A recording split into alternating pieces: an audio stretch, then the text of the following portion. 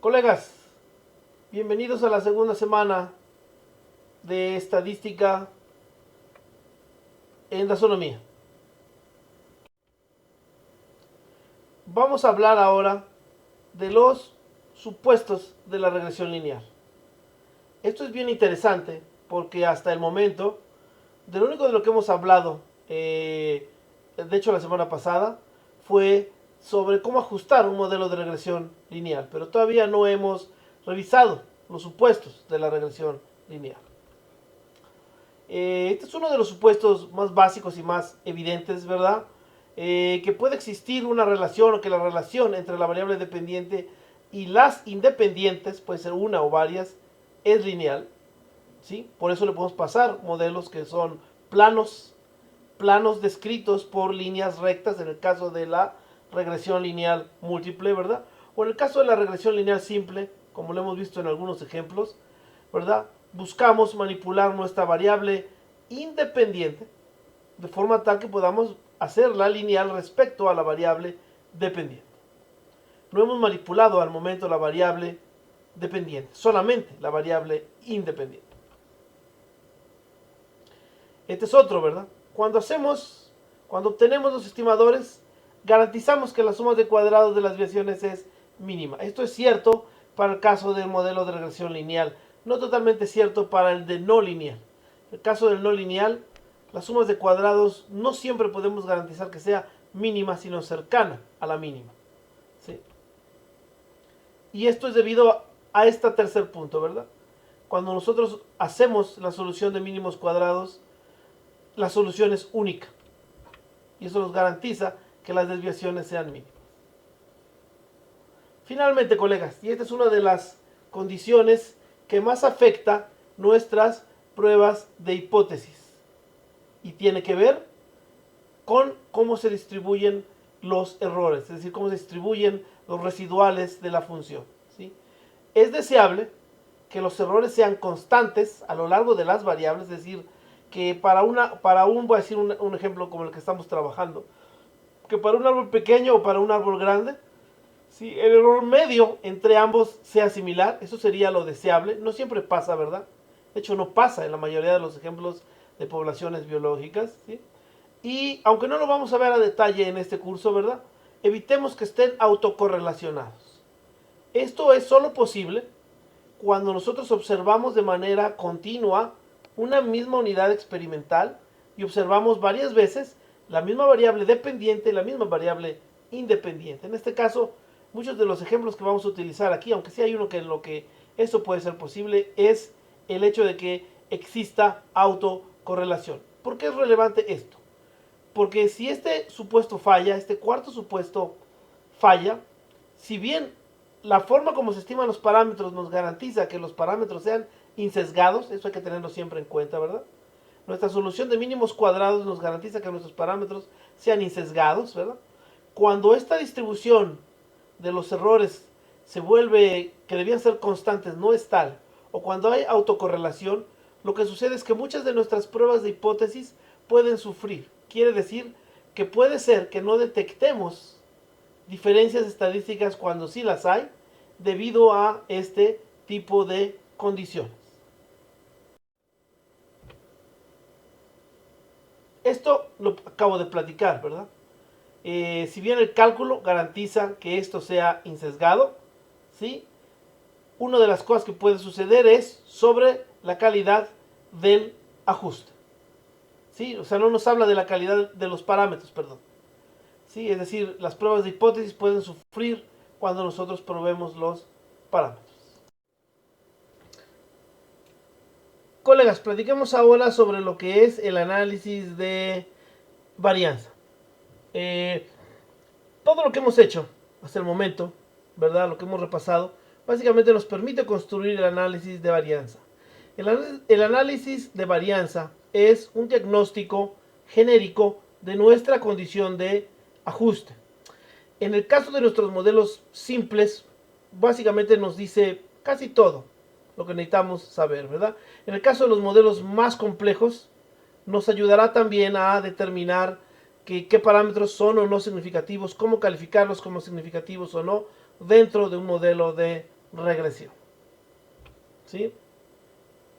Y bueno, básicamente es esto que está aquí, ¿verdad? Ese grupo de hipótesis, ¿sí?, que nosotros estamos probando. Hay varios tipos de hipótesis que se prueban. Uno es la hipótesis general sobre el modelo, ¿verdad? Generalmente cuando ustedes ven un análisis de varianza, lo que se van a encontrar es que hay una prueba de F, ¿verdad? Esa prueba de F es una prueba genérica sobre el modelo como un todo, ¿verdad? Pero en el caso más simple, esa prueba genérica, caso de regresión lineal simple, esa prueba genérica y la prueba específica sobre los parámetros va a ser exactamente la misma, ¿verdad? Sin embargo, muchas veces tenemos más de dos parámetros, que es el caso de la regresión lineal simple con un intercepto, ¿verdad? Y en ese caso necesitamos nuestras hipótesis específicas sobre los parámetros, ¿verdad? ¿Qué hipótesis general es la que se prueba sobre el modelo? Esto es bien sencillo de entender, ¿sí? Hay una prueba general de F, que es la que aparece en el análisis de varianza, ¿sí? Básicamente lo que está haciendo, colegas, esta prueba genérica, ¿sí?, está dividiendo los cuadrados medios del modelo, de la regresión, entre el cuadrado medio del error, ¿sí? Para los que nunca han llevado teoría estadística, valdría la pena entender que una prueba F, ¿sí?, una prueba de F, es el resultado de dividir dos variables, ¿verdad?, que tienen una distribución de una G cuadrada, ¿verdad? Entonces, cuando yo divido el cuadrado medio de la regresión, que se distribuye como una G cuadrada, entre el cuadrado medio del error, que también se distribuye como una G cuadrada, se distribuyen como una G cuadrada porque están variables normales elevadas al cuadrado, ¿verdad? Yo genero una prueba estadística de F, ¿sí?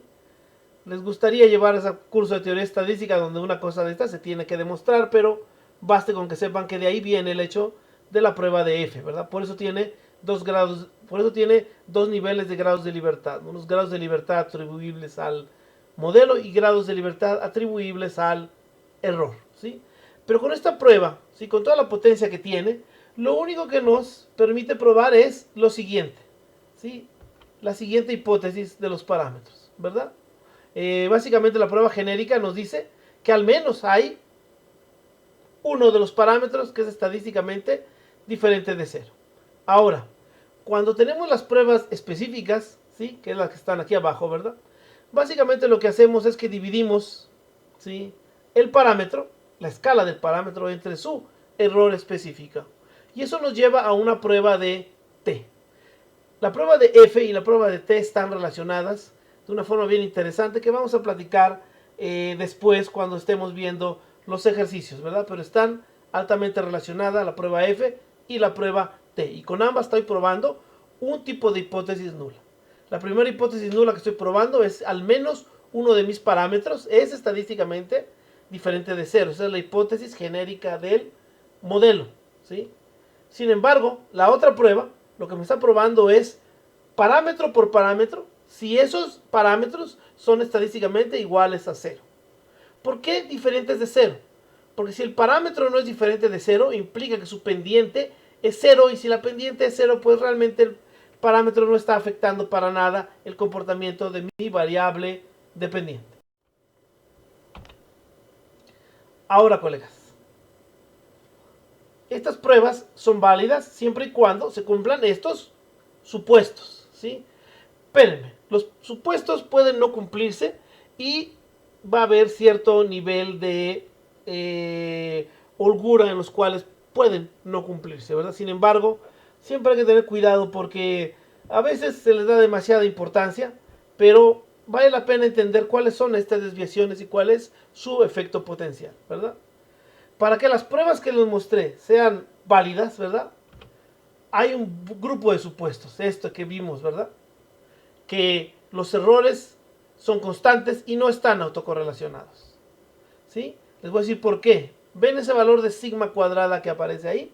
Bueno, ese valor de sigma cuadrada primero se asume que es constante, ¿verdad? Que independientemente de la escala del error que está aquí, independientemente de esta escala, ¿verdad?, este va a ser constante para las variables. Y el otro, que no esté autocorrelacionado, ¿verdad? Eso también va a romper parte de este supuesto. Esta es la hipótesis más fuerte del modelo de regresión lineal múltiple o simple, ¿verdad? Este es uno de los supuestos más fuertes. ¿Sí? Y bueno, el supuesto es lo que permite construir las pruebas de hipótesis. Ahora, ¿cómo estimo la variabilidad del modelo? En el caso más sencillo, ustedes recuerdan esta primera formulita, ¿verdad? Esta es la varianza muestral, se podría decir, ¿verdad? Es la desviación respecto al promedio genérico, ¿verdad? Pero nosotros tenemos que construir fracciones, ¿sí? Que nos permitan absorber un modelo. De hecho, el primero es un modelo, ¿verdad? Un promedio centrado es un modelo, es el modelo más sencillo de todos los modelos estadísticos que pueden existir, ¿verdad? Pero nosotros para estimar la variabilidad recurrimos a esto, ¿verdad? Nosotros vamos a comparar, ¿sí?, la observación contra la estimación, y esta estimación, ese Y gorro, en vez de ser una media centrada, va a ser una media que se va a ir moviendo dependiendo del valor de X. Obviamente asumimos que estas dos variables están correlacionadas, ¿verdad? Si la correlación es positiva, a medida que aumenta Y, aumenta X. Si la correlación es negativa, a medida que disminuye Y, disminuye también X, ¿verdad? Entonces, esta medida de la variabilidad la denominamos las sumas de cuadrados del error. Esto es lo que minimizamos, recuerden, ¿verdad? Este es el caso de regresión lineal simple. En regresión lineal múltiple es exactamente lo mismo, no más que con muchas más variables, con K variables, ¿sí? Y bueno, en el caso de la regresión no lineal, se repite lo mismo, excepto que la función que aparece aquí abajo no sigue una estructura de un modelo lineal aditivo. Puede ser cualquier otra estructura matemática, pero el criterio básicamente sigue siendo el mismo.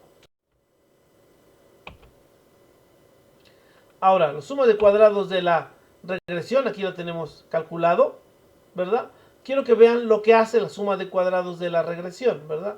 Aquí básicamente estamos comparando, ¿verdad?, la desviación, ¿sí?, de nuestro promedio respecto a nuestro modelo. Esto nos va a permitir saber cuánto se absorbe de esa variabilidad. Y bueno, aquí tenemos la suma de cuadrados totales o las sumas de cuadrados corregidos por la media. Hay que tener mucho cuidado cuando usemos este valor, colegas. Siempre hay que usar las sumas de cuadrados corregidas por la media. Cuando corremos regresión sin intercepto, las sumas de cuadrados totales y las sumas de cuadrados de la regresión ya no quedan corregidos por la media, y entonces la gente calcula mal las R's cuadradas, ¿sí? Entonces, mucho cuidado, ¿sí? Aquí tenemos un resumen. Ahora, vamos a ver ahora lo de la varianza del modelo, ¿verdad? Para calcular nosotros el estimador de la varianza del modelo, ¿verdad?, vamos a recurrir a las sumas de cuadrados de las desviaciones, divididas, obviamente, entre los grados de libertad totales del modelo, menos los grados de libertad que use el modelo. En este caso, está restando 2, porque estamos usando un modelo de regresión lineal simple con intercepto, ¿verdad? En un modelo de regresión lineal múltiple, yo tendría que restar los K parámetros utilizados. Como una nota adicional, vale mencionar que K nunca puede ser mayor que N. Quiere decir que yo no puedo tener más parámetros que observaciones. Todo el mundo me va a decir, ¿eso cuándo es posible? Colegas, hay casos en los que es posible. Hay ejemplos bien interesantes, ¿verdad?, de unidades de medición muy difíciles de obtener, de las cuales se les puede sacar muchísimas variables, y hay veces que son pocas observaciones, pero que hay muchas más variables que observaciones, ¿verdad? Es un caso que no vamos a tratar aquí, pero que si lo quisieran digerir con regresión lineal, no sería posible. Tendrían que usar otro tipo de estrategia de análisis, ¿sí? Y bueno, esta es la medida de la variabilidad del modelo, ¿verdad? Ahora, ¿cuáles son las hipótesis? Colegas, esta es la hipótesis genérica que prueba el modelo, ¿verdad? La hipótesis nula nos dice cuál es la probabilidad de que B1 sea igual a 0. Si B1 es igual a 0, quiere decir que no es regresión. Y si no es regresión, simplemente ustedes usan el valor promedio, va a ser su mejor valor, ¿sí? Sin embargo, si yo rechazo la hipótesis nula, lo único que me queda es la hipótesis alternativa, ¿verdad? No quiere decir que la acepto, quiere decir que yo rechazo la hipótesis nula y que en consecuencia tendría que pensar que hay evidencia de que la hipótesis alternativa sea la que es plausible, es decir, que hay una pendiente, que hay una regresión. ¿Sale? Y esta es la prueba que yo les comentaba, mi prueba genérica, ¿sí? En el caso de mi prueba genérica, para el modelo de regresión lineal simple, la prueba del parámetro y la prueba del modelo van a ser la misma porque es la prueba que platicábamos trivial, ¿verdad? Solo hay una variable y solo hay un parámetro que se prueba. Entonces, en ese caso, ambas pruebas van a probar lo mismo y tienen que tener el mismo valor de rechazo.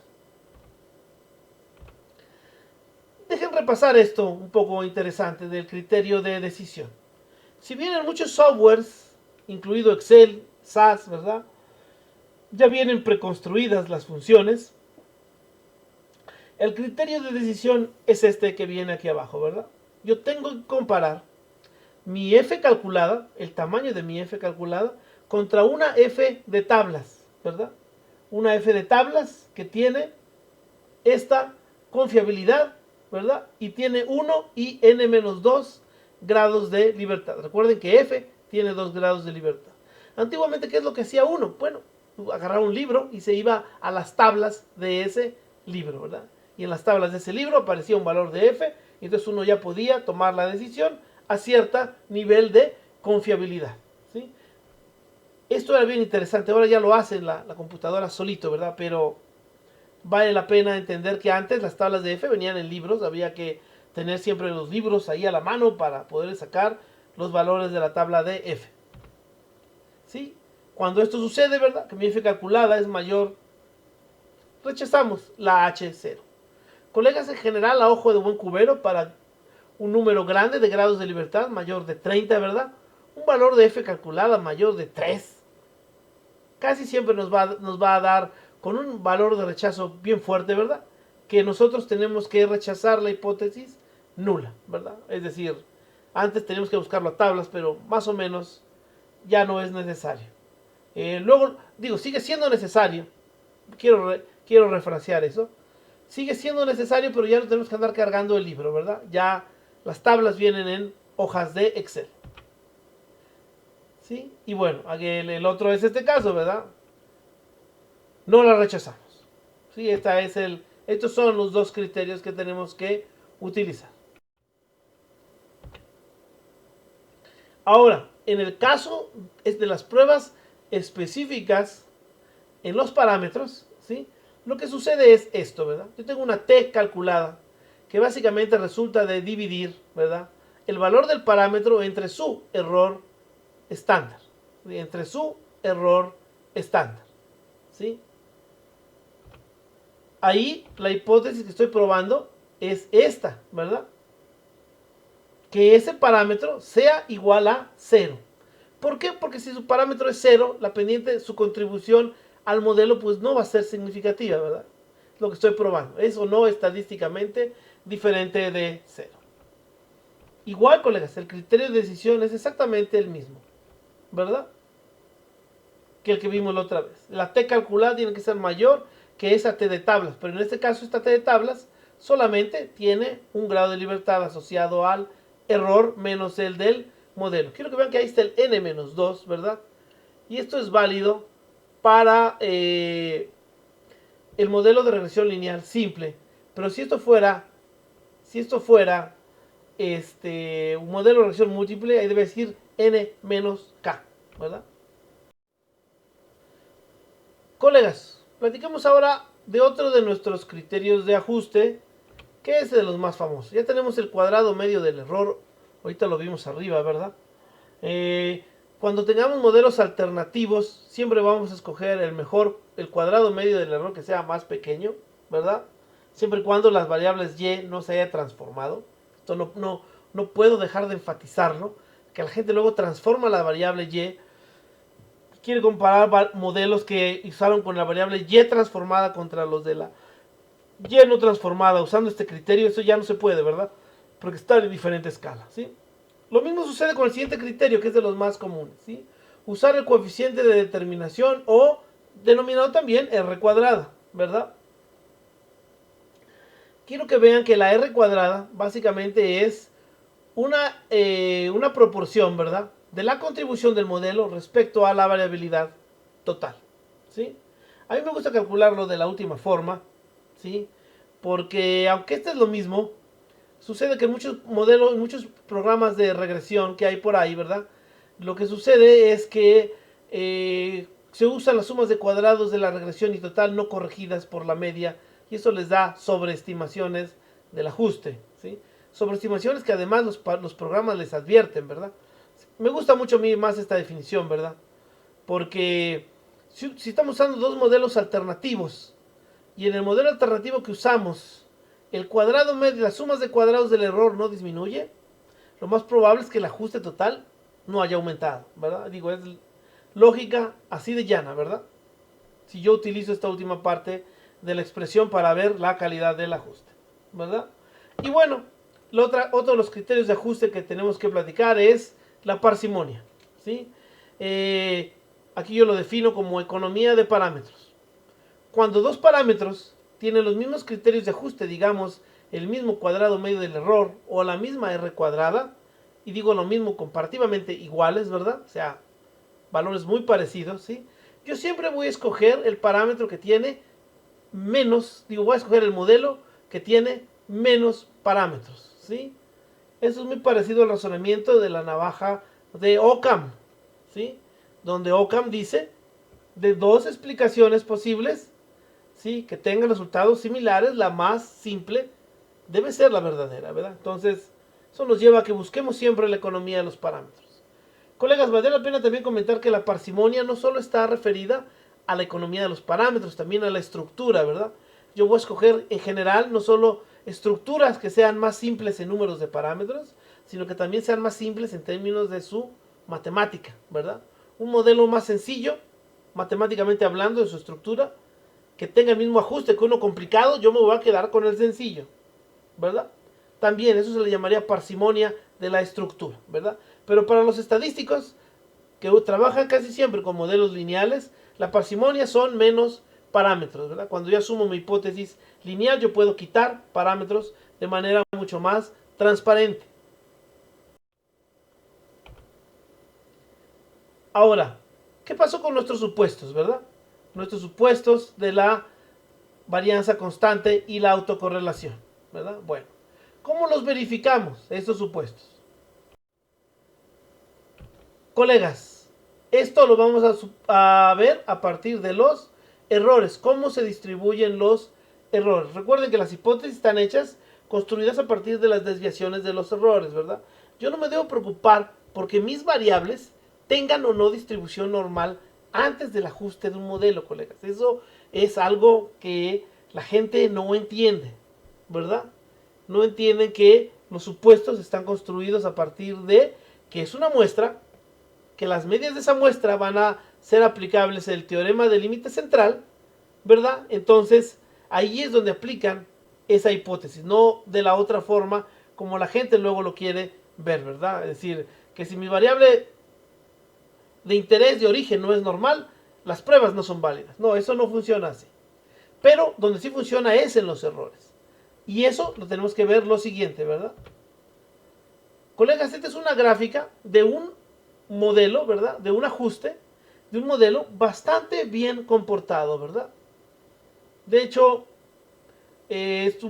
son un poco mayores los errores en los valores más bajos que en los más altos, pero aquí no hay ninguna evidencia, ¿verdad?, de heterocedasticidad, es decir, que aumente la variabilidad a medida que aumenta la variable X, ¿verdad? Cuando nosotros los comparamos con una distribución normal, ¿verdad?, los errores se debían ver así a partir de sus percentiles acumulados, casi una línea recta, ¿verdad? Estas son gráficas hechas con Excel, ¿verdad? Son gráficas de diagnóstico. Este es el otro supuesto, ¿verdad? Que podíamos ver. Podemos ver los dos, la heterocedasticidad de ambas. Sin embargo, ¿verdad? Lo más común en muchos de los datos biológicos que se manejan es que las varianzas no son constantes, colegas. ¿Y eso qué implica? Esto, colegas, ¿verdad? Y no solo aquí no son constantes, aquí hay otro efecto que vamos a platicar después, pero quiero que vean cómo va aumentando la varianza con el valor de la variable independiente x1. Y eso nos lleva a esto, ¿verdad? Que en vez de que nuestra distribución de nuestros percentiles normalizados fuera como una línea recta, tiende a volverse como una curva, ¿verdad? Indicándonos que hay una cola, que hay un grupo de datos que absorben mucho de esa variabilidad, ¿sí? Esta gráfica que les mostré no solo presenta el problema de heteroscedasticidad, presenta otro problema más grave, colegas. A esto se le llama falta de ajuste. Si bien la heteroscedasticidad puede considerarse grave, la falta de ajuste es más grave, ¿sí? ¿Qué implica la falta de ajuste? Que en lugar de nosotros tener una distribución homogénea, ¿sí?, a lo largo de la gráfica de residuales, ¿verdad? A lo mejor es heteroscedástica, ¿verdad? Va aumentando, pero va aumentando siempre sobre el eje de ceros. Eso puede no ser grave, ¿verdad? Pero lo que sí es grave es esto, colegas, ¿verdad? Aquí lo que es una falta de ajuste. Y esta falta de ajuste básicamente me dice que mi modelo que yo sugerí es relativamente insuficiente para explicar el fenómeno. ¿Sí? Ese sí vale la pena nosotros repasar cuando encontremos este tipo de residuales curvados, ¿sí? Ahí indican una falta de ajuste, ¿sí? Para mí esto es mucho más grave incluso que lo de heteroscedasticidad, ¿sí? ¿Por qué? Porque implica que mi modelo está corto o no es correcto para definir el fenómeno, ¿sí? Estas gráficas se pueden usar para modelos lineales y para modelos no lineales. En modelos de regresión múltiple, lo ideal es observar cada una de las variables, aunque ahí corregir estos problemas puede ser un poco más complejo. Ahora, las implicaciones, ¿verdad? La falta de ajuste es lo que platicamos, ¿verdad? Es incompleto el análisis, ¿verdad? Y bueno, cuando hay la heteroscedasticidad es demasiado fuerte o la autocorrelación es demasiado fuerte, ¿verdad? Es posible que nosotros perdamos sensibilidad en las pruebas de hipótesis, es decir, que hagamos pruebas de hipótesis y que no seamos capaces de diferenciar si son estadísticamente o no significativos los parámetros. Ese es el riesgo de la heteroscedasticidad, ¿sí? Ahora, colegas, nosotros lo hemos visto de manera gráfica, ¿verdad? Sin embargo, hay una forma analítica de determinar la heteroscedasticidad. Vamos a platicarla, ¿sí? ¿Qué es esta, verdad? La prueba de Bruch-Pagan o Koch-Weisenberg. Vale la pena que luego la vean ustedes, ¿verdad? ¿Qué es lo que hacemos? Colegas, básicamente lo que hacemos es correr una regresión, ¿verdad? Correr una regresión de nuestros errores, ¿sí? Aquí la prueba que ellos sugieren es una prueba de G cuadrada, ¿sí? Una prueba de G cuadrada, ¿verdad? Donde ustedes corren, ¿verdad? Las sumas de cuadrados de esta regresión sobre las sumas de cuadrados de los errores que se tenían antes, ¿verdad? ¿Sí? Para hacer una comparación, ¿verdad? Y bueno, básicamente aquí está la hipótesis nula, ¿verdad? Si este parámetro que me representa la pendiente de la variable respecto al logaritmo de los errores es significativa, caray, bueno, pues hay evidencia cuantitativa de que la heteroscedasticidad no la podemos despreciar, ¿sí? En muchos de los casos yo de manera práctica obvio la prueba de G cuadrada y lo que hago es que directamente corro este modelo, ¿verdad? Con una prueba de T tal y como lo corre el modelo de regresión, ¿sí? Luego valdría la pena ver qué implicaciones tiene eso, pero básicamente si es significativo de aquella forma, también va a ser significativo de esta forma, aunque aquí está hecho para hacer la prueba más robusta, ¿verdad? Que la heteroscedasticidad tiene que ser demasiado fuerte para que el modelo lo detecte, ¿sí? Ahora, hay varias medidas para corregir la heteroscedasticidad y básicamente todas tienen que ver con transformar variables, ¿sí? A una de estas transformaciones nosotros le llamamos ponderación, pero básicamente estamos transformando la variable. Vamos a entender por qué la ponderación es una transformación de variables. ¿Sí? Aquí las pongo las dos, pero básicamente habría que entender que tanto la ponderación y la transformación son básicamente hermanas, ¿verdad? Nomás que les llamamos un poco diferente, pero básicamente es transformar las variables, ¿sí? Simplemente que mientras que a una le aplico una función, ¿verdad? A la otra la voy a dividir por una proporción, ¿verdad? Y por eso la llamo ponderación, porque la estoy pesando, la estoy ponderando, ¿sí? En mi ponderación de variables, ¿sí? Voy a partir de este modelo lineal, ¿sí? Supongamos que lo que existe es esto, ¿verdad? Hay el error EI, este error, ¿sí? Epsilon I, es realmente, contiene una función desconocida, que a medida que aumenta XI, me hace aumentar toda la escala de EI, ¿sí? Pero yo realmente lo que quiero desnudar es mi EI aleatorio, este que está aquí en minúscula, ¿verdad? Es el que quiero desnudar. ¿Qué es lo que hago? Bueno, si yo todo lo dividiera entre esta función desconocida, ¿verdad? En cada uno de los valores, ¿sí? Básicamente lo que acabaría haciendo, ¿sí? Es esto, ¿verdad? Generaría yo una nueva variable. En este caso, quiero que vean que el ejemplo que yo puse aquí es que la función de ponderación es exactamente idéntica a mi xi, ¿verdad? A mi xi. Es una función lineal de esta xi, por eso la pongo yo de manera directa. Este es el caso relativamente común de algunos modelos para volumen que nosotros utilizamos, ¿verdad? En ese caso lo que sucede, colegas, es que yo la divido todo entre xi y básicamente remuevo esta g, esta función que está aquí, ¿verdad? Y sin embargo yo lo que he hecho es que he redefinido todo esto.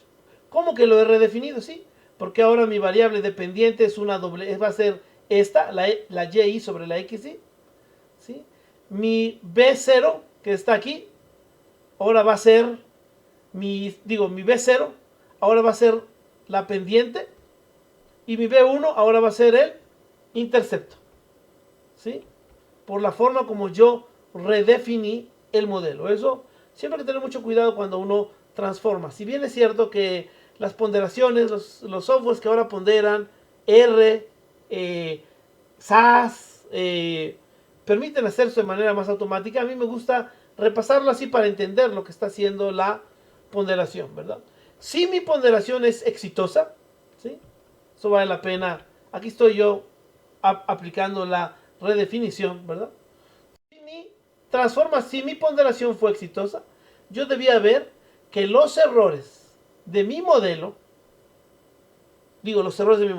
que los errores asociados a los parámetros de mi modelo son más pequeños, ¿verdad? Que las pruebas de hipótesis se vuelven más contundentes, ¿sí? Eso lo pueden observar ustedes en el valor de la t calculada, ¿verdad? El valor de su parámetro es posible que no cambie mucho, pero si su error estándar se encoge, quiere decir que yo he mejorado la eficiencia de mi ajuste, ¿verdad? Voy a hacer las pruebas de hipótesis más contundentes. Y en muchos casos eso es lo que se necesita, ¿sí? Ahora, colegas, la otra forma es transformar vía variables, ¿sí? La transformación más común en el caso de la regresión lineal simple es la transformación logarítmica, ¿sí? La transformación logarítmica. En este caso, yo estoy poniendo ahí un modelo, es el modelo de los más simples, que se llama la variable combinada logarítmica. Ahí está la estructura no lineal. Aquí me voy a brincar pasos, ¿verdad? El modelo de la estructura no lineal, ¿sí? Y lo que voy a hacer es que lo voy a linealizar. ¿Cómo? Colegas, aplicando las reglas de los logaritmos. Es decir, yo puedo ajustar el modelo que está hasta arriba, pero ese modelo que está arriba, lo más probable es que sea heterocedástico, ¿sí? Sin embargo, si yo lo transformo de esta manera, este modelo va a tender a ser homocedástico, ¿sale? Quiere decir que los parámetros voy a probar sus hipótesis de una manera mucho más eficiente, con una estructura lineal. Y bueno, cuando lo tenga que utilizar nuevamente en aquella estructura, ¿verdad? Lo tengo que llevar a la estructura original, que en este caso quedaría escrita de esta forma, ¿verdad? Quiero que vean que no hay una solución sencilla para todo esto, ¿verdad? Ponderar, ¿sí? Siempre tenemos que voltear a ver el comportamiento de nuestro modelo, ¿sí? Siempre. Colegas, quiero que platiquemos ahora el ajuste de este modelo, que es el modelo de Schumacher y Hall, es un modelo no lineal, ¿verdad? Colegas, este también se puede ajustar con mínimos cuadrados no lineales, el modelo que está arriba, o aplicarle la transformación, ¿sí? Lo interesante de aplicar la transformación vía logaritmos, colegas, es que lo que va a suceder aquí es que vamos a tener un modelo de regresión múltiple. Porque cuando yo aplico las reglas de los logaritmos a cada uno de los elementos, resulta que yo ya tengo un modelo de regresión lineal múltiple. Esta es la forma más genérica de este modelo, en la que ustedes lo van a estar encontrando en muchos de los casos. Hay unas cosas que son unas correcciones que se han sugerido a este modelo por el tipo de ajuste que se hace, ¿verdad? Sin embargo, no voy a platicar más de eso, porque nos llevaría un poquito más de tiempo, pero quiero que vean que esto es una de las soluciones que se hace para tratar de corregir las violaciones a los supuestos cuando nosotros usamos datos de volumen, biomasa, altura por edad, cosas de ese tipo. ¿Sí? Y ya lo ajusto con mínimos cuadrados lineales, pero ya este debe ser homocedástico. Colegas, esto concluye la parte de la segunda semana. Todo esto viene ejemplificado en sus videos. Vamos a hacer ejercicios respecto a todo esto. Sí me gustaría que pudieran volver a ver, repasar las transparencias que no les quedaron totalmente claras. Pero esperaría que no hubiera tantas dudas.